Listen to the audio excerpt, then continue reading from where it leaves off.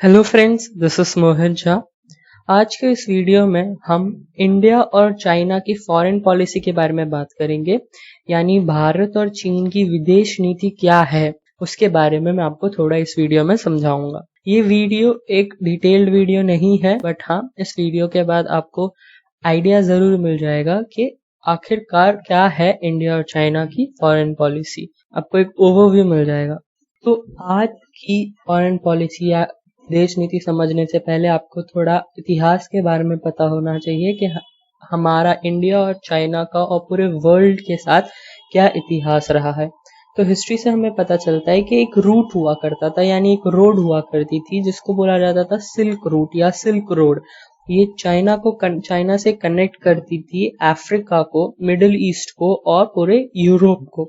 तो इसको silk route क्यों बोला जाता है, सिल्क रोड क्यों बोला जाता है? इसको सिल्क रोड इसलिए बोला जाता है क्योंकि उस टाइम पे जो यूरोपियन नेशंस थे उनको सिल्क काफी ज्यादा अच्छा लगता था। सिल्क के कपड़े, सिल्क जो मटेरियल था उनको काफी ज्यादा बेटर, बहुत ज्यादा अच्छा लगता था। और सिल्क उस टाइम पे सिर्फ एक ही कंट्री प्रोड्यूस करती थी, वो थी चाइना। तो चाइना से सिल्क जो ट्रेड करवाया जाता था, जो ल्यूक्रेटिव सिल्क है, वो अफ्रीका और यूरोप में ट्रेड करवाया जाता था, इसलिए इस रूट का फेमसली नाम पड़ गया था सिल्क रूट।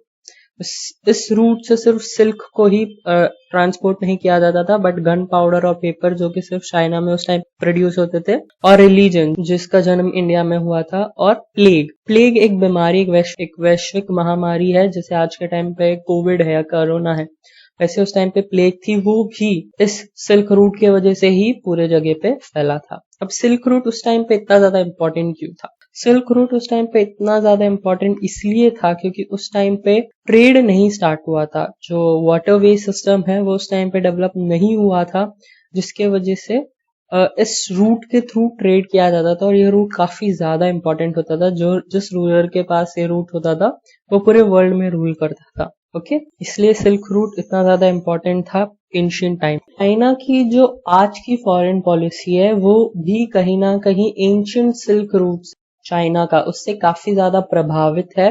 जैसे पुराने सिल्क रूट से पूरे वर्ल्ड को गवर्न किया जाता था, पूरे वर्ल्ड को डोमिनेट किया जा सकता था, वैसे ही एक मॉडर्न डे सिल्क रूट बनाना चाहती है चाइना, जिससे वो पूरे वर्ल्ड पे अपना कंट्रोल कर सके। ओके, और जैसे आप देख सकते हो, ये जो सिल्क रूट था, ये सिल्क रूट सिर्फ और सिर्फ लैंड पे था। ओके, ये सिल्क रूट सिर्फ जमीन पे था क्योंकि उस टाइम पे वाटरवेज डेवलप नहीं हुआ था। बट जो मॉडर्न डे सिल्क रूट है वो दोनों जगह पे इक्वल ही काम करेगा। सिल्क रूट, जो रेड कलर की लाइन है वो रोड सिल्क रूट बोला गया है इसको, और जो ब्लू कलर की लाइन है उसको मरीन टाइम सिल्क रूट बोला गया है।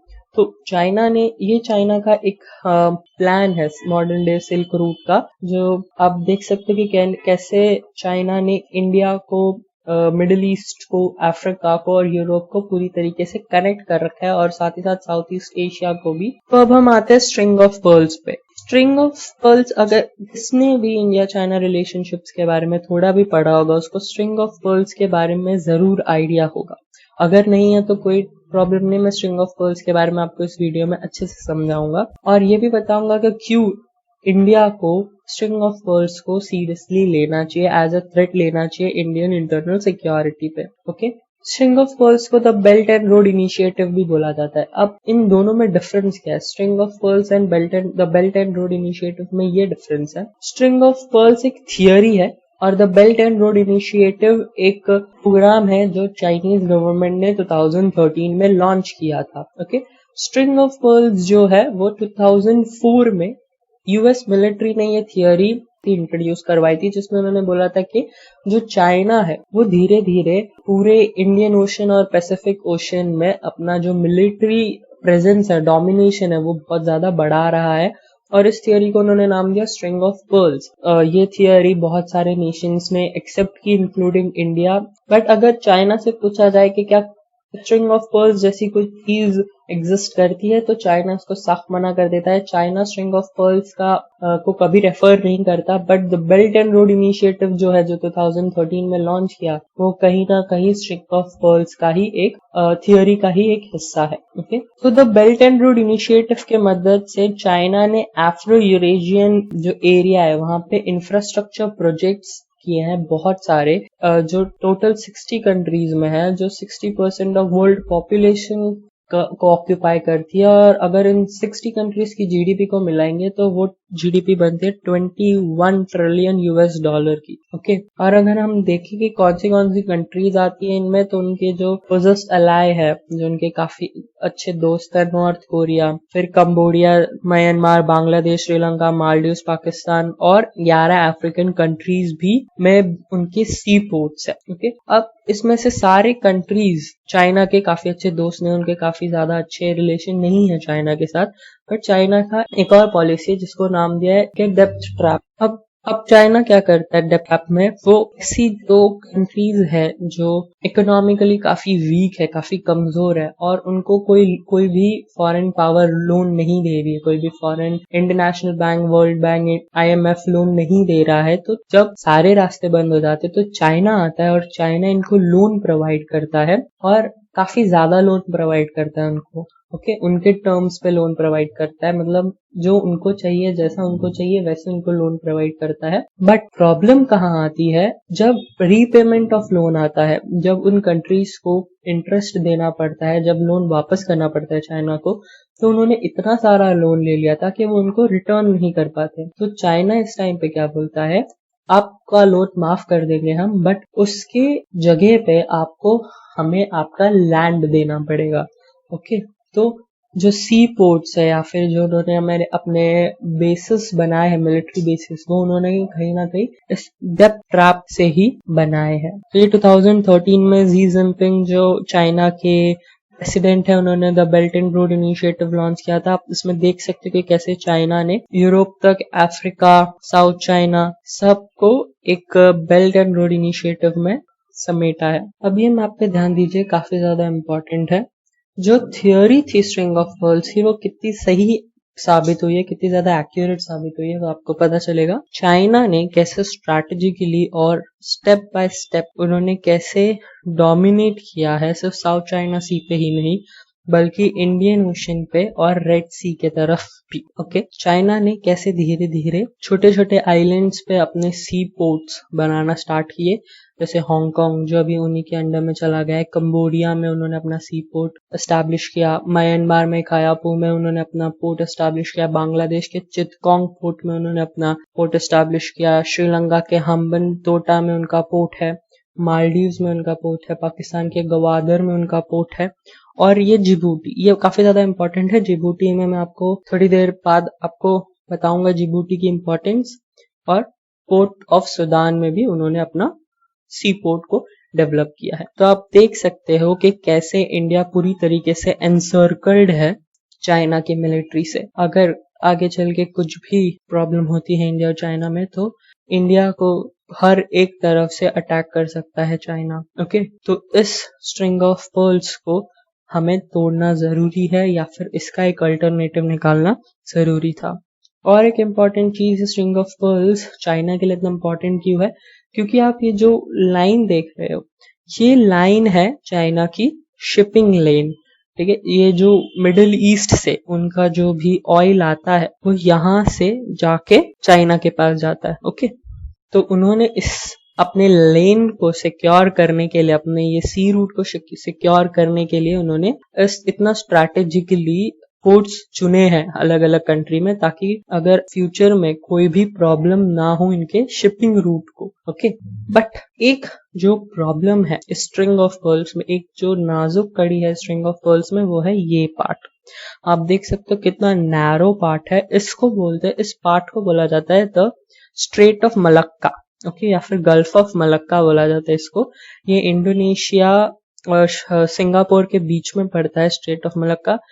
तो जो भी शिप जाती है वो इस स्ट्रेट ऑफ मलक्का या गल्फ ऑफ मलक्का से होके हुए चाइना के पास जाती है। अगर किसी तरीके से इस पार्ट को हम ब्लॉक कर दें तो चाइना को पूरा एशिया को घूम के फिर अपने शिप्स वो चाइना तक पहुंचा सकते हैं। ये इतना ज्यादा इम्पोर्टेंट है ये पार्ट उनका। इस चाइना में इस पार्ट को बोला जाता है the Malacca dilemma. Okay, but China काफी स्ट्रैटेजिक है, उन्होंने इसका अल्टरनेटिव ढूंढ लिया है, काफी चालाकी से उन्होंने इसका अल्टरनेटिव ढूंढ लिया है। इसका अल्टरनेटिव है Gwadar port. Gwadar port China के लिए इसलिए इतना ज्यादा इम्पोर्टेंट है, चाइना ने तो पूरी तरीके से ग्वादर पोर्ट को अपना एक बेस बना लिया है, एक बहुत ही स्ट्रॉन्ग मिलिट्री नेवल बेस बन चुका है ग्वादर। उनका सारे शिपमेंट्स को ग्वादर में स्टेबल कर सकते हैं और ग्वादर से फिर वो चाइना तक पहुंचा सकता है बाय रूट। बट कैसे पहुंचाएंगे, क्योंकि इंडिया तो किसी भी कीमत पे अपने रूट नहीं देगा चाइना को। ओके, तो उनको एक अलग पॉलिसी निकालनी पड़ी, उनको एक अलग प्रोजेक्ट स्टार्ट करना पड़ा इसके लिए, जिसको नाम दिया है दी चाइना पाकिस्तान इकोनॉमिक कॉरिडोर या फिर सीपैक। ओके, अब ये सीपैक क्या? सीपैक है जो ग्वादर पोर्ट है उसको ज्वाइन करेगा खासकर चाइना से। ओके, अब इस जो ये मोटरवे रोड है इसका इंडिया काफी ज्यादा प्रोटेस्ट कर रहा है, इसको काफी ज्यादा इंटरनेशनली हाईलाइट कर रहा है, इसके काफी ज्यादा अगेंस्ट है इंडिया। क्यों अगेंस्ट है? क्योंकि ये रोड एक डिस्प्यूटेड रीजन से जाती है जो कि है पीओके। इंडिया इसको अपना पार्ट मानता है और ये एक ऑटोनॉमस रीजन है, अब बोलने के लिए ऑटोनॉमस, बट पाकिस्तान की कठपुतली वाली गवर्नमेंट इस एरिया को रूल करती है। तो ये जो रूट है वो इस पीओके से पास होता है जिसके खिलाफ है इंडिया। ओके, तो ये सीपैक के बारे में अगर आपको पता हो तो ये पार्ट है स्ट्रिंग ऑफ पर्ल्स का। ये 2013 में ही इसका अनाउंसमेंट किया गया था, लॉन्च किया गया था। ये प्रोजेक्ट है 46 बिलियन का। ओके, 46 बिलियन का ये प्रोजेक्ट है पूरा। मोटरवे रोड ये 111 किलोमीटर लॉन्ग मोटरवे रोड है जो खासकर जो जिंगजियांग प्रोविंस है चाइना का, वहां उसको ज्वाइन करेगा इस्लामाबाद और कराची से ग्वादर को।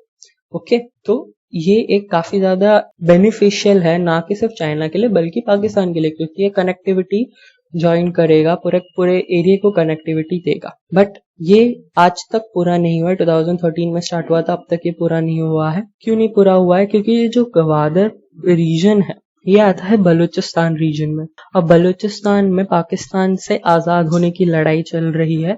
ओके, और ऑब्वियसली ये एक रीजन है। दूसरा रीजन है पीओके, जिसकी वजह से इंडिया भी काफी ज्यादा प्रोटेस्ट कर रहा है इसको। तो ये जो मोटरवे रोड है, जो सीपैक कॉरिडोर है, वो पूरी तरीके से अब तक बनके तैयार नहीं हुआ। तो जैसे आप देख सकते हो कि अगर ये स्ट्रेट ऑफ मलक्का उनका जो वीक पॉइंट है वो अगर चला भी जाए, वो अगर कोई इसको कब्जा भी कर ले, तो दूसरा अल्टरनेटिव है चाइना के पास अगर सीपैक तैयार हो जाता है तो। ओके, एक और पॉइंट है वो है ये पॉइंट। ओके, आप देख सकते हैं वो पॉइंट है, एक नैरो पॉइंट है। अगर किसी ने भी यहाँ पे अपना कब्जा कर लिया, अपना रूल जमा लिया, ओके, इसको बोलते हैं दी हॉर्न ऑफ अफ्रीका। यहाँ पे अगर किसी ने भी अपना रूल जमा लिया तो वो ये सुएज कैनल से जो भी पास होती है शिप्स उसको कंट्रोल कर सकता है, यानी यूरोप और एशिया के बीच में जो कनेक्टिविटी है उसको रोक सकता है, तोड़ सकता है। तो चाइना ने बहुत ही स्ट्रैटेजिकली जो एक जगह है जिबूटी, जिसको बोला जाता है वर्ल्ड का मिलिट्री बेस क्यों बोला जाता है? क्योंकि जो सारे दुनिया के जो मिलिट्री पावर्स है, चाहे वो जापान, अमेरिका, चाइना के, यूके, इन सब के जो मिलिट्री बेसिस है वो आपको जिबूटी में मिलेंगे। ओके, ये है जिबूटी पोर्ट का एक सैटेलाइट इमेज। आप देख सकते हो कि चाइना ने कितना वास्ट डेवलपमेंट किया है, कितना वास्ट प्रोजेक्ट बनाया है जिबूटी को। एक उन्होंने पूरी तरीके से इसको एक मिलिटराइज्ड एक फोर्ट्रेस बना दिया, एक किला बना दिया इसको। ये जो आपको येलो लाइन दिख रही है, एक बहुत ऊंची ऊंची दीवारें हैं, इसके अंदर आपको 2 दीवारें और मिलेंगी। फिर यहाँ पे आपको सारे शिपमेंट्स मिलेंगे, यहाँ पे हेलीपोर्ट है, कंस्ट्रक्शन साइट्स चल रहे हैं, ये पूरा ऑफिसेस है, यहाँ पे बैरक्स है। इन्होंने जिस हिसाब से इसको बनाया है, अगर फ्यूचर में जाके कुछ भी चाइना के साथ होता है, चाइना के अगेंस्ट होता है, तो वो पूरी तरीके से यूरोप और एशिया को कंट्रोल कर सकता है इसके थ्रू। ओके, अब जो हमने देखा वो था चाइना की फॉरेन पॉलिसी। अब हम देखते हैं इंडिया की फॉरेन पॉलिसी क्या है। जब हमें पता चला कि चाइना कैसे स्ट्रिंग ऑफ पर्ल्स के थ्रू इंडिया को एनसर्कल कर रहा है, तो हमें कुछ ना कुछ स्टेप्स उठाने जरूरी थे अपनी इंटरनल सिक्योरिटी को प्रोटेक्ट करने में। और अगर आप इंडियन ओशन की बात करें तो इंडियन ओशन एक ऐसी जगह है जो हमेशा इंडिया ने डोमिनेट किया है, इसलिए उसका नाम इंडियन ओशन पड़ा। ओके, तो अगर कोई और कंट्री, चाइना जैसी कंट्री इंडियन ओशन पे डोमिनेट करने लगे तो ये काफी ज्यादा डिसएडवांटेज होगा, ये काफी ज्यादा बुरा होगा इंडिया के लिए, एक डिफीट माना जाएगा इंडियन फॉरेन पॉलिसी की। ठीक है, तो इसको टैकल करने के लिए, स्ट्रिंग ऑफ पर्ल्स को टैकल करने के लिए इंडिया ने अपनी खुद की स्ट्रैटेजी निकाली जिसको नाम दिया है diamond of necklace. Okay, diamond of necklace उनका स्ट्रिंग ऑफ पर्ल्स था, हमारा है डायमंड ऑफ नेकलेस। ठीक है, जैसे वो स्ट्रिंग ऑफ पर्ल्स को नहीं मानते उसको बोलते the belt and road initiative, हम भी डायमंड ऑफ नेकलेस को नहीं मानते, हम उसको बोलते हैं इंश्योरिंग सिक्योर सी। ओके, ये थियोरी है, ये डॉक्यूमेंट्स में है। ओके, इंश्योरिंग सिक्योर सी। अक्टूबर 26, 2015 को इंडियन नेवी ने इस स्ट्रैटेजी को डॉक्यूमेंट किया था, इंश्योरिंग सिक्योर सी, इंडियन मैरीटाइम सिक्योरिटी स्ट्रैटेजी। 2004 में इसको स्टार्ट किया गया था, फिर 2007 में इसको रिवाइज किया गया था, एट लास्ट 2015 में इसको इम्प्लीमेंट करना स्टार्ट कर दिया गया था। जो नेवल स्टाफ के इंडियन चीफ है आर.के. धवन, उन्होंने क्या बताया, उन्होंने बोला था कि जो वर्ल्ड व्यू शिफ्ट हो रहा है, जो दुनिया की नजरें बदल रही है, कहाँ से, यूरो अटलांटिक से, कहाँ पे शिफ्ट हो रही है, इंडो पैसिफिक जगहों पे। क्यों? क्योंकि ग्लोबल इकोनॉमी जो है, जो बड़े बड़े ग्लोबल इकोनॉमी है पूरी दुनिया में, वो अब धीरे धीरे एशिया में आ रही है, जैसे इंडिया एंड चाइना, और मिलिट्री पावर्स भी। तो ये सारी चीजें एशिया में शिफ्ट हो रही हैं, जिसकी वजह से ये काफी ज्यादा इम्पोर्टेंट हो गया था हमें पॉलिटिकल, इकोनॉमिक और सोशल चेंजेस लाना है इंडियन ओशन रीजन्स में। ओके, जो पूरे दुनिया में जितने भी ऑयल शिपमेंट्स होते हैं उसमें हाफ, जो पूरी दुनिया की हाफ ऑयल शिपमेंट है वो इंडियन ओशन से पास होती है। तो आप समझ सकते हो कि इंडियन ओशन कितना ज्यादा इम्पोर्टेंट है for both India and China. जो भी डोमिनेट करेगा इस इंडियन ओशन को, वो डोमिनेट कर सकता है ऑयल एक्सपोर्ट्स को। ओके, तो क्या है इंडिया की डायमंड ऑफ नेकलेस थियोरी या फिर स्ट्रैटेजी? तो हमने सबसे पहले जो अजम्पशन आइलैंड्स है 2015 में, उसको हमने ऑक्यूपाई किया। फिर 2016 में चाबार पोर्ट है, काफी ज्यादा इम्पोर्टेंट, ईरान में चाबार पोर्ट, ये बहुत ज्यादा इम्पोर्टेंट है इंडियन फॉरेन पॉलिसी के नजरिए से, उसको हमने ऑक्यूपाई किया। फिर जो चांगी नेवल बेस है सिंगापुर में 2018 में, सिंगापुर में, उसको हमने ऑक्यूपाई किया। फिर शाहबांग पोर्ट इंडोनेशिया 2018 में हमने उसको ऑक्यूपाई किया। फिर दक्कम पोर्ट ओमान 2018 में हमने ऑक्यूपाई किया, और at last Sittwe port Myanmar में जो है यहाँ पे, उसको हमने 2019 में ऑक्यूपाई किया। जो अदर स्ट्रैटेजिक रिलेशंस है, जहां हमने नेवल बेसिस नहीं बनाए, बट उनके साथ हमने हमारे स्ट्रैटेजिक जो रिलेशंस है उसको और ज्यादा टाइटन कर दिया, और ज्यादा बढ़ा दिया और अच्छा कर दिया। फॉर एग्जाम्पल मंगोलिया, ये है मंगोलिया, ठीक है, देख सकते हो चाइना के ऊपर है एकदम। तो मंगोलिया के साथ हमने बायलैटरल एयर कॉरिडोर शेयर करना स्टार्ट कर दिया है। जापान, आप देख सकते हो ये है जापान, जापान के साथ हमने Asia Africa growth corridor start कर दिया है। फिर वियतनाम, ओके, यह है वियतनाम, वियतनाम को हमने ब्रह्मोस मिसाइल्स एक्सपोर्ट किए हैं, और भी बहुत सारे मिलिट्री इक्विपमेंट्स हमने उनको बेचे हैं। और नेक्स्ट है सेंट्रल एशिया, सेंट्रल एशिया के साथ हमने जो हमारे ट्रेड होते थे उसको हमने डबल कर दिया है, जिसके वजह से ये सारे कंट्रीज कहीं ना कहीं चाइना को छोड़ के अभी इंडिया के काफी ज्यादा अच्छे पार्टनर बन गए हैं। ओके, आप देख सकते हैं ये है इंडिया की डायमंड ऑफ नेकलेस स्ट्रैटेजी। तो अगर हम कंपेयर करें इंडिया की diamond of necklace foreign policy को और चाइना की string of pearls foreign policy को, तो जो डायमंड ऑफ नेकलेस पॉलिसी है वो in comparison to string of pearls थोड़ी कमजोर है।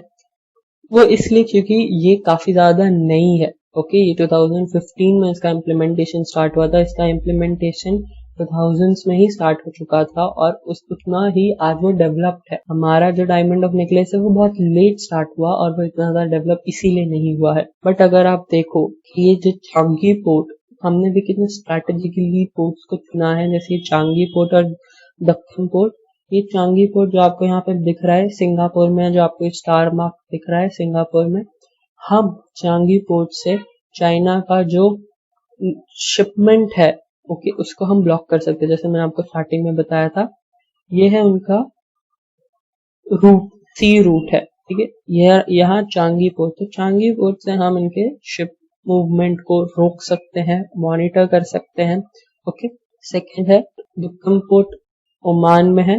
ओके, तो ये है दुक्कम पोर्ट ओमान में। इससे हम प्राइस रोक सकते हैं ग्वादर पोर्ट और जिबूटी का।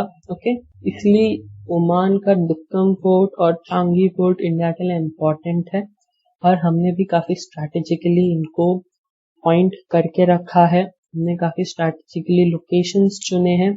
और एक और बात मैं आपको बता दूं कि भले ही डायमंड ऑफ नेकलेस कमजोर है स्ट्रिंग ऑफ पर्ल से, बट स्ट्रिंग ऑफ पर्ल्स भी पूरी तरीके से सक्सेसफुल नहीं है, क्योंकि बहुत सारी ऐसी जो कंट्रीज इन्वॉल्व है स्ट्रिंग ऑफ पर्ल्स में, वो इसलिए इन्वॉल्व है क्योंकि वो कर्ज के जाल में है, यानी कि डेप्थ ट्रैप में फंसी हुई है चाइना के। जैसे श्रीलंका की बात करें, श्रीलंका जो कंट्री है वो हमेशा से इंडिया के साथ रही है, या मालदीव की बात करें तो ये इंडिया की बहुत ज्यादा अच्छी दोस्त रही है। तो चाइना ने इनको डेप्थ ट्रैप में फंसा के अपने काम के लिए यूज जरूर किया है। ओके, इसका एक एग्जांपल मैं आपको बता सकता हूँ। जो हाल ही में श्रीलंका के प्राइम मिनिस्टर बने हैं राजपक्षा, महिंद्रा राजपक्षा, उन्होंने चाइना को साफ मना कर दिया है कि जो मिलिट्री बेस जो उनको हम्बनटोटा पोर्ट मिला है श्रीलंका में, उसमें वो कोई भी मिलिटराइजेशन नहीं कर सकते। चाइना ने यहाँ पे एक न्यूक्लियर शिप भेजने की कोशिश की थी, तो श्रीलंका ने उसको साफ मना कर दिया था। वैसे ही मालदीव्स भी है, वैसे ही बांग्लादेश एंड म्यांमार भी कंट्रीज है जो इंडिया के साथ रहेगी जब भी अगर कुछ भी इंडिया और चाइना के बीच में होता है। तो आप समझ सकते हो कि भले ही डायमंड ऑफ नेकलेस कमजोर हो, बट स्ट्रिंग ऑफ पर्ल्स भी पूरी तरीके से ताकतवर नहीं है। तो अगर आपको इस वीडियो से जरा सा भी नॉलेज मिला हो, आपको अच्छा लगा हो, तो प्लीज लाइक कीजिए इस वीडियो को, सब्सक्राइब कीजिए चैनल को, और कमेंट डाउन करके जरूर बताना कि आप क्या सोचते हो इंडिया चाइना फॉरेन पॉलिसी के बारे में और आपको इस वीडियो से क्या समझ में आया। Thank you, this is Mohan signing off, hope you enjoyed the video.